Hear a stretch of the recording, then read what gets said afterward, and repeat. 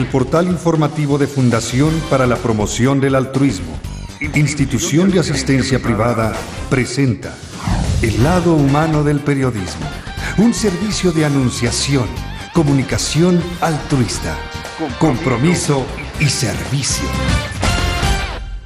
Hola, ¿qué tal? ¿Cómo están todos ustedes? Me da mucho gusto saludarles. Esto es Anunciación TV y ahora vamos a hablar de la parálisis cerebral. Es una discapacidad que hay que hacer un diagnóstico temprano, lo más pronto posible, desde que nace una persona, para poderla identificar y entonces comenzar a darle las terapias oportunas. Está con nosotros para hablar del diagnóstico oportuno de la parálisis cerebral el doctor Óscar Benavides Aguilar.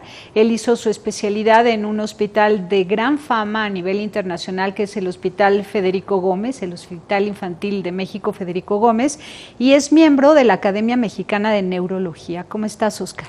Muy bien, muchas gracias por la invitación y por este espacio para poder hablar de un tema que es muy complejo en su manejo. Es una situación muy frecuente, es una de las enfermedades que causa discapacidad más frecuentemente en la niñez, por lo tanto es de suma importancia tenerla en mente y poder establecer diagnósticos tempranos para poder mejorar el horizonte de vida que tienen estos tipos de pacientes. ¿Cuál es la incidencia de casos de niños con parálisis cerebral? Sí, tenemos registrado en promedio 2 a 3 casos por cada 1000 nacimientos, y que son a término.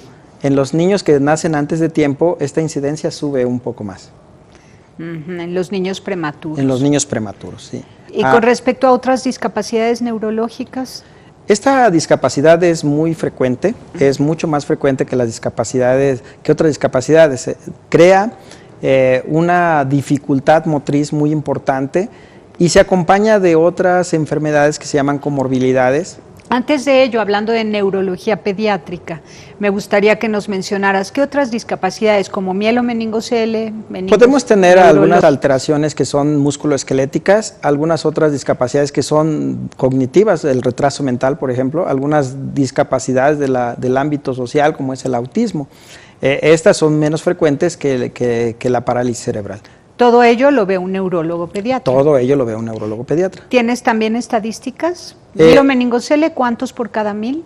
Pues estaríamos hablando igual de un caso más o menos por cada 1000 nacimientos. Esto se ha disminuido con los programas de la implementación temprana del ácido fólico antes del nacimiento. Los problemas de cierre de línea media, algunos de ellos son dependientes del ácido fólico, y los programas que se han venido actualmente implementando han hecho que estas incidencias vayan a la baja. ¿Autismo? Autismo es uno de los padecimientos que va a la alza.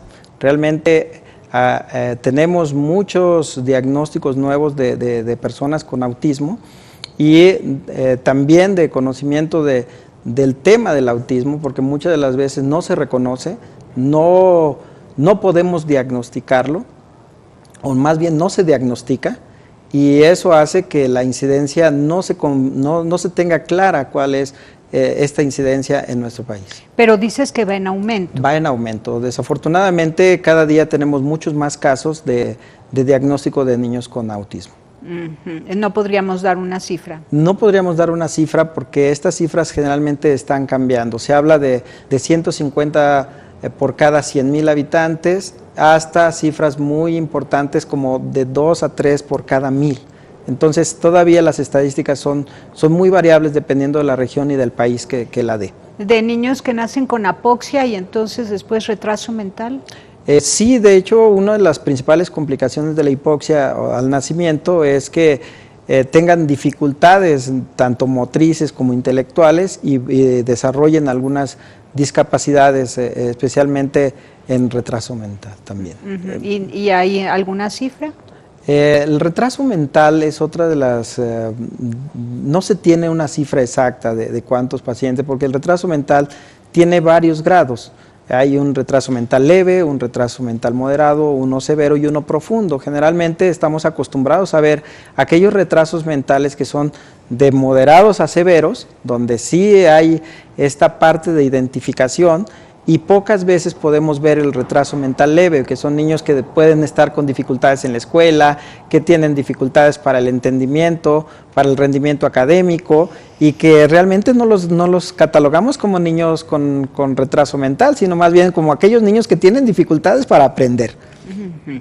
Ahora, los pediatras generales, digamos, tienen la capacidad para canalizar a un neurólogo pediatra a los niños con algunos signos evidentes de alguna discapacidad que tenga que ver con neurología. Sí, creo que la parte pediátrica se ha trabajado mucho, y actualmente los pediatras tienen escalas de desarrollo que van aplicando a cada uno de sus pacientes y van identificando a aquellos que no van siguiendo ese desarrollo normal y hacen una referencia temprana. La problemática más bien está con los médicos de primer contacto, los médicos familiares o los médicos generales, que en determinados momentos en las comunidades son los que atienden al niño por primera vez y que no tienen entrenamiento o esta facilidad de identificar los problemas del desarrollo y no tienen una referencia temprana al especialista tanto pediatra como neurólogo pediatra. ¿No hay suficientes pediatras en las comunidades?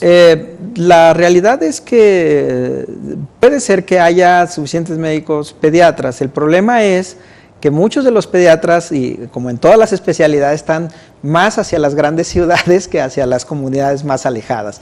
Ese es a lo mejor es un problema de distribución de recurso humano. ¿Estas clínicas materno-infantil que hay por todos los rincones del país funcionan o no funcionan? ¿Hay pediatras o no hay pediatras? Algunas de ellas sí cuentan con pediatras y están enfocadas a la atención primaria del niño, pero en las primeras etapas de la vida. No son clínicas que lleven un seguimiento de toda la etapa pediátrica de los niños. Entonces, sí es importante hacer notar que si bien son esfuerzos muy fructíferos en relación a mejorar la salud del niño y de la madre, también no todas las clínicas son para la cobertura nacional, ¿no? Yo creo que ahí también estos programas deben de enfocarse a las comunidades más alejadas para que éstas puedan beneficiarse, que finalmente son las que son más vulnerables y donde se encuentra la mayor cantidad de problemas del desarrollo que no son identificados en forma temprana. Ahora, ¿los neonatólogos tienen relación directa con los neuropediatras? Pues mire, actualmente tenemos una vinculación bastante fuerte y bastante cercana, debido a que el nacimiento de los bebés cada vez es mucho más temprano, ¿no? Tenemos recién nacidos que actualmente tienen una sobrevida al nacer a las 28, 29, 30 semanas de gestación, y que esos recién nacidos pues generalmente requieren de muchos apoyos, entre ellos del neurólogo pediatra. Entiendo que estás diciendo que cada vez nacen con mayor prematurez. Sí, tenemos... O sea, lo idóneo son 42 semanas. Lo ideal son 40 semanas. 40 semanas. Se dice a término cuando cumplen las 40 semanas. Pero actualmente la tecnología y los avances científicos hacen que estos niños que antes no lograban desarrollarse o sobrevivir, pues actualmente tienen esa posibilidad de estar con el soporte adecuado, con la atención adecuada, tener una sobrevida en etapas muy tempranas del embarazo cuando nacen prematuramente. Gracias a los neonatólogos, que si nace un bebé de 28 semanas lo rescatan y le proveen de todo lo necesario para que pueda vivir y Así es, del neonatólogo y de todo el equipo de trabajo, porque también hay los de terapia intensiva, la gente de los neurólogos, los gastroenterólogos, toda la comunidad médica se ha enfocado a tener mejores servicios para este tipo de niños y poderles dar una mejor atención y con ello una mejor calidad de vida. Ahora, hemos visto que ha aumentado la incidencia de casos de nacimiento por cesárea y se evita incluso el nacimiento por vía natural. ¿Qué dice de esto un neurólogo? ¿Qué crítica puede o qué advertencia puede hacer ante esto? Pues mire, realmente sabemos que el pasar esta fase del parto es importante para el neonato, ¿no? Es importante esta adaptación del vientre materno al medio externo, y que el canal de parto o el parto natural pues puede ser la mejor opción para un bebé y para una madre.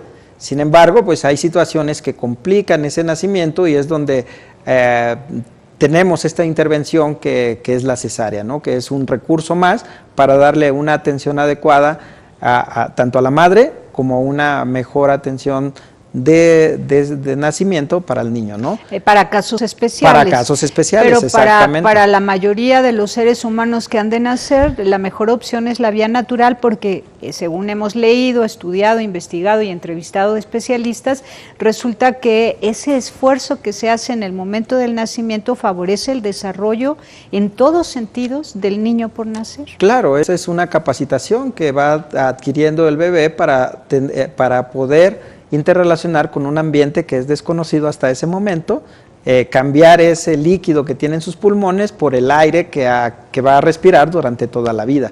Entonces sí es fundamental que la gran mayoría de los nacimientos pudiera ser por vía natural, en este caso la vía vaginal. Porque se hacen guerreros, ¿no? Claro, aparte, como usted lo dice muy bien, es una capacitación donde las contracciones más el nacimiento por el canal de parto favorecen que haya todo este intercambio de ciclos que tiene el bebé en el vientre materno a la adaptación que va a tener en el medio natural, en el medio externo, ¿no? Y favorece el desarrollo neurológico. También es favorece este desarrollo de intercambio, de relación, y a su vez evita complicaciones, ¿no? Muchos de los niños que pueden tener una vía diferente pueden también tener la posibilidad de complicaciones, y esas complicaciones pueden alterar o pueden impactar en algunas situaciones neurológicas. Bueno, pues ahora nos vamos a concentrar después de este corte de la parálisis cerebral, cómo detectarla a tiempo y si se puede acaso detectarla también desde el vientre materno.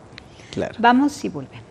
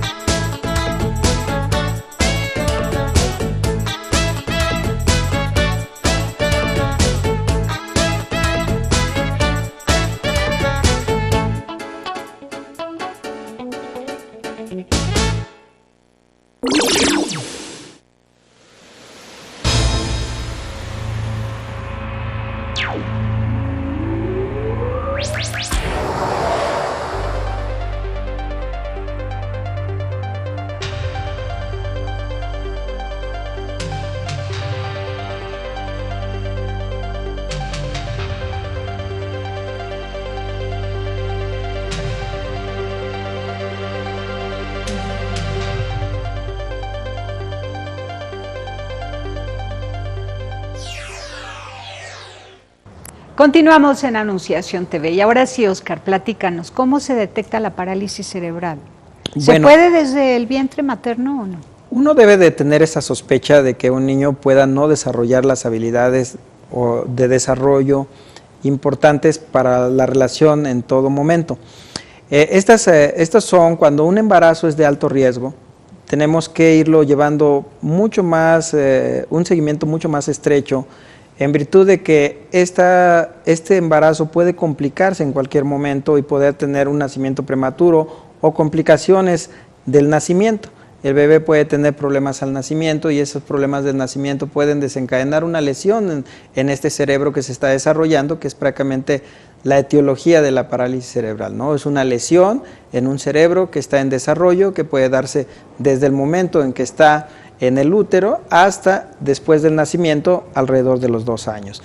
Entonces sí es importante que algunos embarazos que son de alto riesgo, que hay amenazas de aborto, que hay amenazas de parto pretérmino, que la mamá tuvo presión elevada, que la mamá tuvo elevación de azúcar, o que es una mamá muy joven o una mamá que ya tiene muchos años, pues son embarazos que se llaman de alto riesgo y por lo tanto hay que irlos vigilando. Y una vez que nace el bebé también hay que estarlo vigilando para ver que vaya adquiriendo las habilidades que corresponden dependiendo de la edad en que se vayan revisando. Cuando esto no ocurre, cuando hay signos importantes en la etapa, en la revisión neurológica, o que la mamá ve que su desarrollo no es normal, muchas mamás dicen, es que mi hijo no sostiene el cuello, es que mi hijo está muy rígido, es que mi hijo no llora, es que mi hijo duerme mucho, pues quiere decir que no está llevando el comportamiento normal de un bebé recién nacido.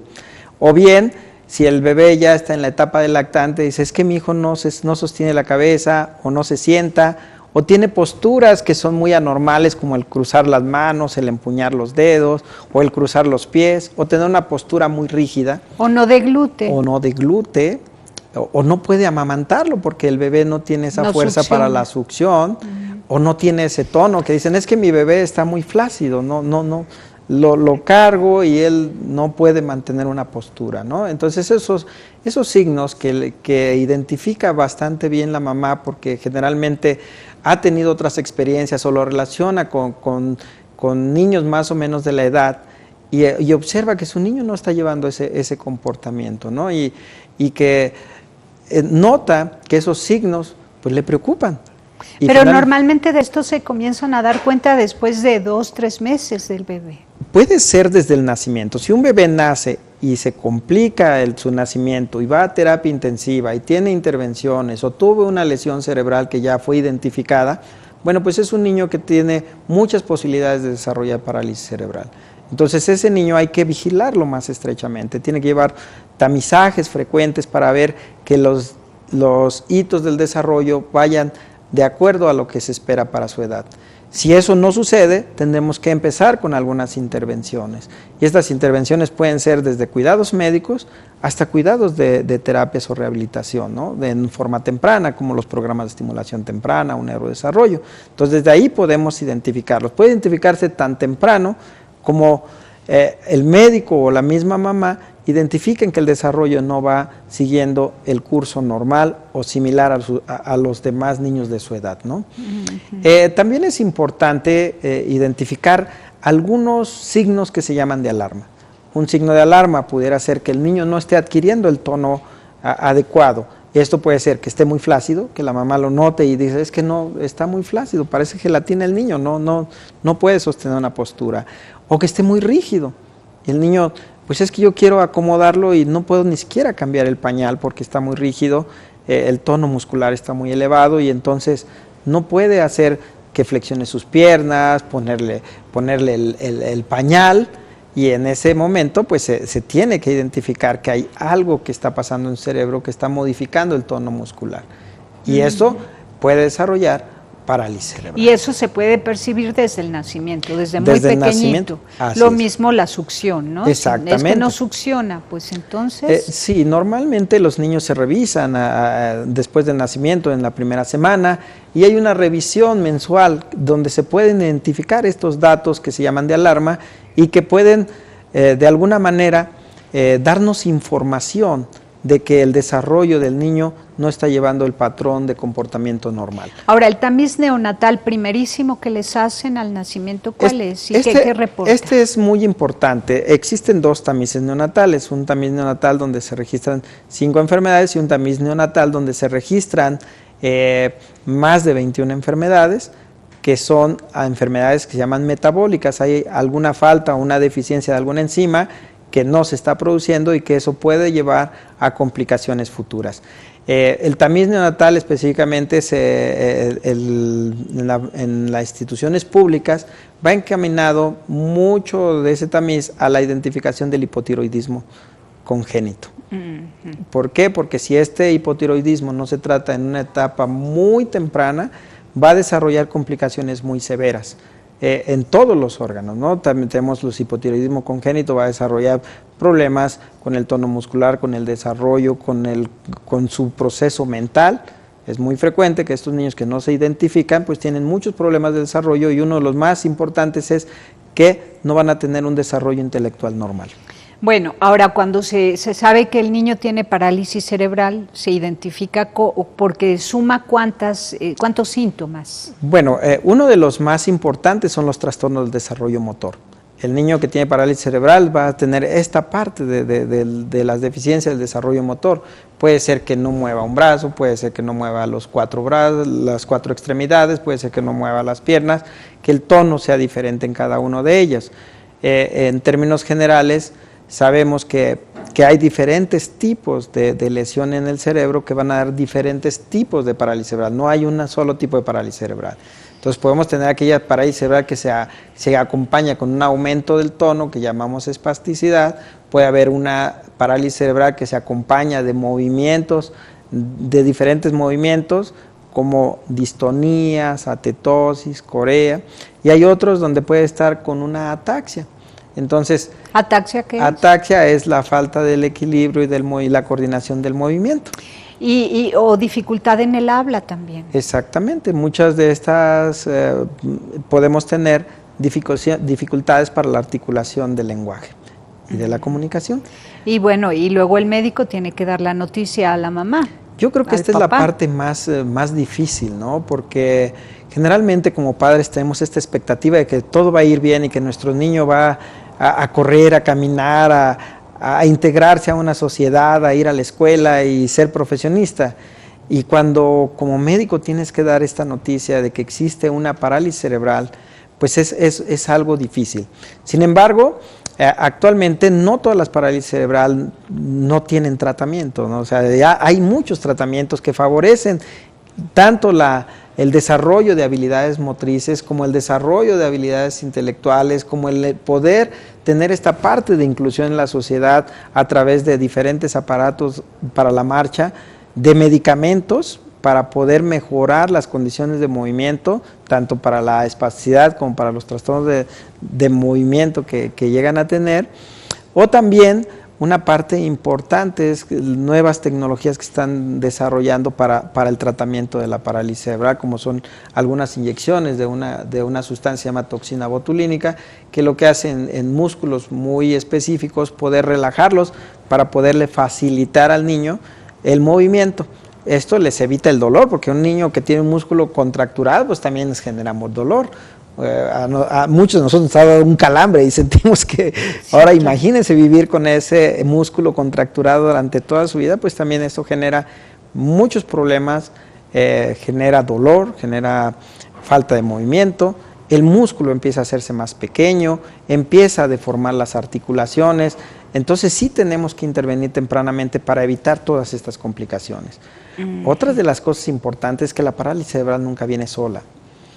Casi siempre va a venir acompañada de otro tipo de enfermedades, como es la epilepsia, como es el retraso mental, como es el autismo. Podría llegar a acompañarse. Exactamente. Ahora, otro problema es también la situación de vulnerabilidad con la cual una familia típica mexicana recibe a un bebé con parálisis cerebral, porque resulta que o la mamá está sola y trabaja, o papá y mamá trabajan, ¿no? Y no hay quien se haga cargo de ese chiquito que va a necesitar una atención de 24 horas. De 24 horas en tanto no vaya a la escuela para que entonces se le rehabilite, se le capacite, se le sane lo más posible para entonces poderlo llevar a la escuela ya cuando entra a la edad preescolar. Vamos a un corte y hablamos de esta realidad. Volvemos. Sí.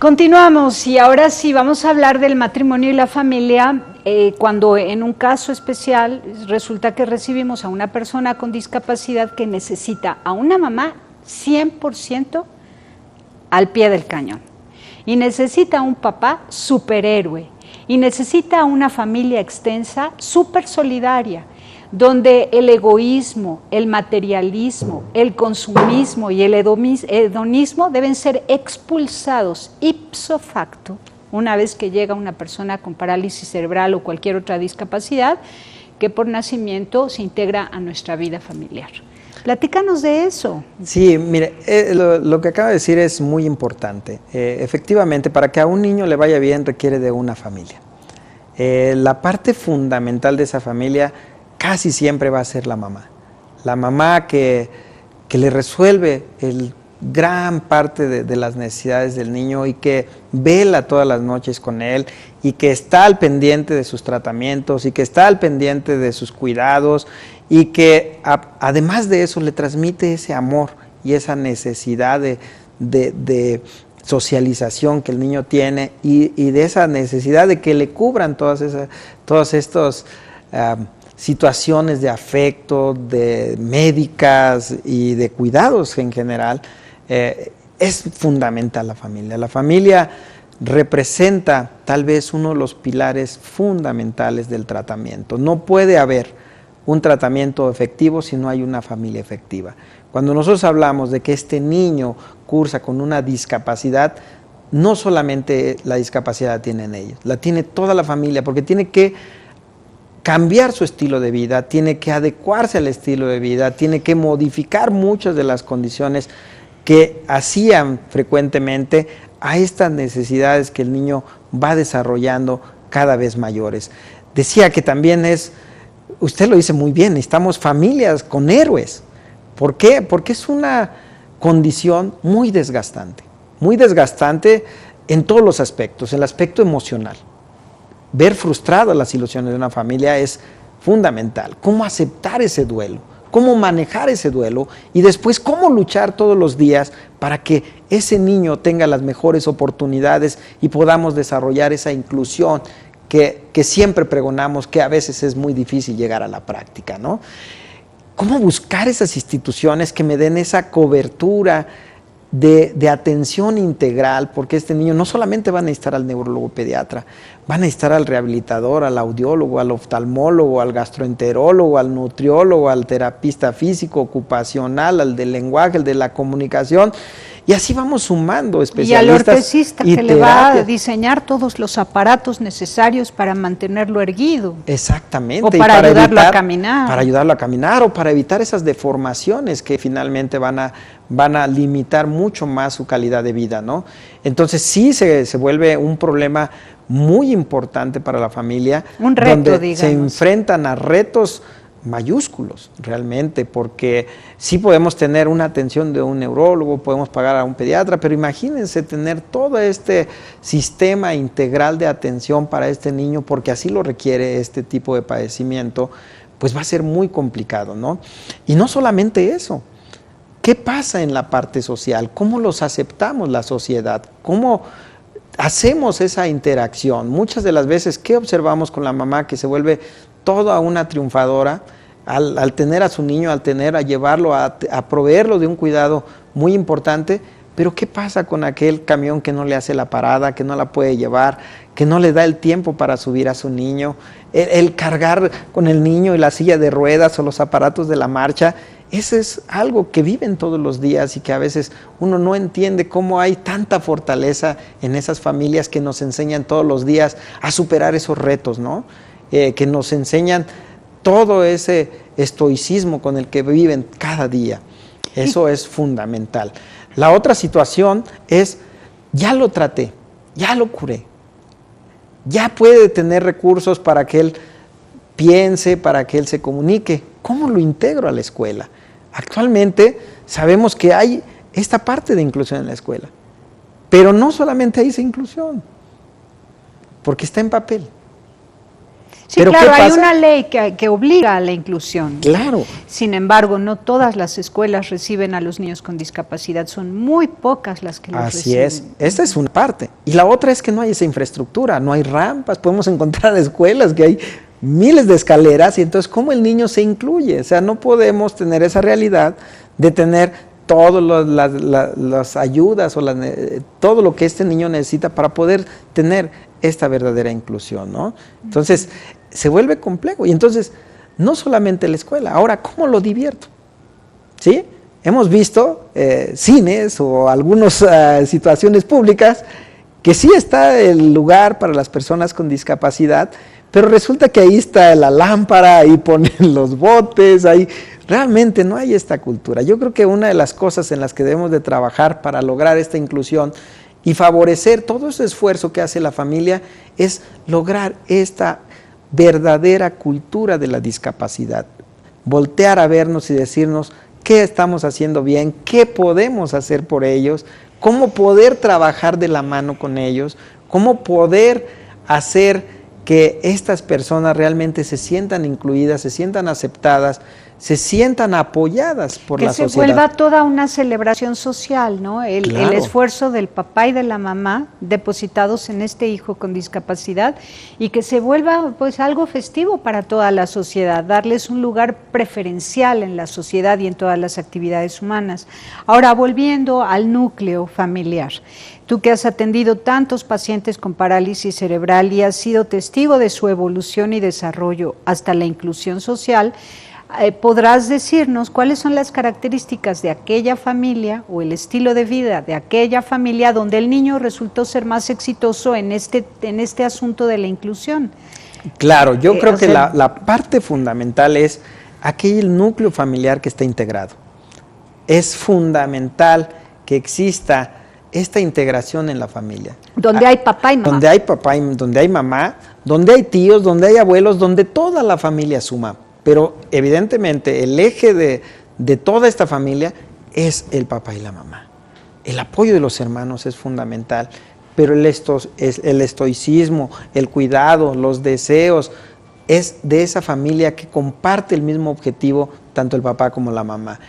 Porque si solamente la mamá se dedica al cuidado y el papá no se hace cargo del cuidado porque solamente provee aquellas cuestiones económicas, pues realmente la mamá va a terminar fatigándose, va a terminar pues cansada de los cuidados si no tiene alguien que la respalde en lo emocional, en lo físico, en el ayuda con el niño. Y para el niño también, ¿qué va a representar? Pues va a representar esa alegría de tener a sus padres juntos, de poder saber que cuenta con ambos, que ambos se hacen cargo de él y va desarrollando esta empatía con ellos y finalmente eso le da una fortaleza para poder salir a esa sociedad que a veces lo agrede. ¿Qué porcentaje de las familias que tú has atendido donde hay un hijo con parálisis cerebral tiene este escenario maravilloso de unidad y comunión entre papá y mamá? Dilo tal cual. Desafortunadamente estamos hablando de muy pocas familias de este ¿Qué porcentaje? Sentido. Híjole, si hablamos de porcentaje, no creo que llegue a más del 25%, ¿verdad? ¿Por qué? Porque generalmente el papá pues asume que tiene que ir a trabajar y eso pues lo desvincula de esa necesidad de estar con el niño todo el día, ¿no? Y cuando llega dice, pues es que vengo cansado y qué bueno le doy su beso y qué bueno que ya está ahí, pero yo voy a descansar, ¿no? Y si así es con el hijo, ¿cómo es con la esposa? Totalmente pues sí. descuidado y desatendido de las necesidades afectivas de una mamá especial. Cuéntanos la historia de una mamá especial. ¿Cuáles son sus necesidades especiales? Porque de por sí las mujeres somos muy mendigonas de cariño, ¿no? Creo que ahora, la mamá que tiene un hijo con discapacidad, ¿cómo se potencializa en ella su necesidad afectiva de parte del hombre? Yo creo que la primera necesidad que tiene es la del respaldo, de que se sienta apoyada, de que se sienta respaldada por su pareja, de que afronten como pareja esta adversidad que se presenta, pero que con los recursos que ellos mismos tienen puedan salir adelante. La segunda es de reconocimiento al esfuerzo que hace todos los días por el cuidado del niño, porque es muy frecuente que el papá llegue y que diga, pues si estás cansada, qué bueno, pues ya lo hiciste, ¿no? Ya viste por el niño, pero no le reconoce todo ese esfuerzo, toda esa lucha, toda esa energía que tiene que gastar en el cuidado del niño, y entonces pues no se siente valorada. La otra es en el aspecto emocional. Hay que apoyarlas en el aspecto emocional porque son mamás que también sufren, que también sienten, que también se frustran ante situaciones que ellas no pueden controlar. Y por último, la de afecto de pareja, porque muchas de las veces este descuido lleva a que la relación de pareja se vaya fracturando. Y aquí sí tenemos un porcentaje casi del 10% de divorcios por haber tenido nada más el bebé. No se diga cuando va pasando el tiempo, estos divorcios van aumentando y tenemos tanto mamás solteras como papás solteros que se quedan con el cuidado del niño. Por eso dices que solo el 25% de las familias que atiende un neuropediatra cuando hay un hijo con discapacidad resulta que están unidas. Solo el 25% como más. Que son familias ideales. Hablamos puede haber familias que son unidas, pero no comparten los mismos objetivos. Hablamos de una familia ideal donde no solamente el núcleo familiar apoya, sino toda la familia externa también apoya, ¿no? La familia extensa, ¿verdad? Exactamente. Los abuelos, los tíos, los cuñados, los hermanos, cuñados, todo mundo suma y realmente, como bien lo dijo, esto debería ser una fiesta. Deberíamos, como sociedad, ver a estos niños crecer, desarrollarse, ir a las universidades, aquellos que pueden, y verlo como un triunfo de la sociedad, como alguien que ya pudo lograr esta inclusión y este cuidado de estos niños y que los llevó a estar en esos niveles de Claro, cuidado. porque dependió mucho de las puertas que se abrieron. Correcto. Entonces es la sociedad la que tendría que celebrar el haber abierto las puertas de manera oportuna, tanto a la escuela como a todos los médicos y especialistas, como a un transporte público, como a un parque público, como a un cine, como a un espectáculo teatral, como a un museo, en tantos lugares donde las puertas deben estar abiertas de manera preferencial para personas con necesidades especiales que necesitan casi alfombra roja para que pase por ahí la silla de ruedas, las muletas, los bastones, ¿no? Claro. Bueno, pues ojalá que ustedes, los médicos, conserven esa visión humana completita. Yo creo que especialmente psiquiatras y neurólogos todavía conservan, y más que los médicos generales y de familia, todavía conservan una visión completa del ser humano. No han perdido de vista que somos unidad sustancial de cuerpo y alma, que somos seres relacionales, y siguen apostando por ello, a la inclusión siempre de personas con discapacidad y necesidades especiales. Te agradezco mucho que hayas estado con nosotros. Muchísimas gracias por la invitación. Tus datos han estado en pantalla. Espero que muchos pacientes se pongan en contacto contigo y les ayudes a crear esa unidad familiar, dando pues conversaciones directas a la familia extensa, a los esposos, a los hermanos, y creando ese cuerpo interdisciplinario que debe girar en torno a la vida de un niño con parálisis cerebral. Gracias. Me decías, perdón, antes de irte, este gran anuncio y la primicia para nuestro programa de la próxima Academia Nacional de Parálisis Cerebral. Sí, exactamente. Viene la Academia Mexicana de Parálisis Cerebral y Trastornos del Desarrollo.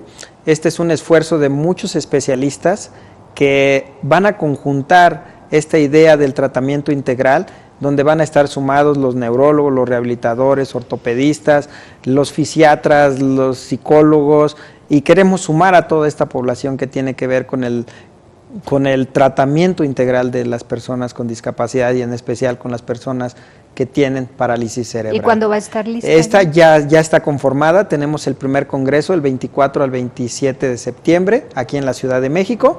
Es una academia que también está sumando esfuerzos para que a nivel mundial, junto con la Academia Americana de Parálisis Cerebral, la Academia Europea y la Australiana, podamos conformar una sola academia y poder buscar en el mundo esta visión integradora y llevar a la inclusión verdadera a este tipo de pacientes. Maravilloso, estaremos al pendiente en este septiembre del 2015 el primer Congreso Nacional de la Academia Mexicana de Parálisis Cerebral, y a darle seguimiento, porque todo lo que sea en favor de personas con notables distinciones, en este caso con parálisis cerebral, será en favor de la humanidad completa.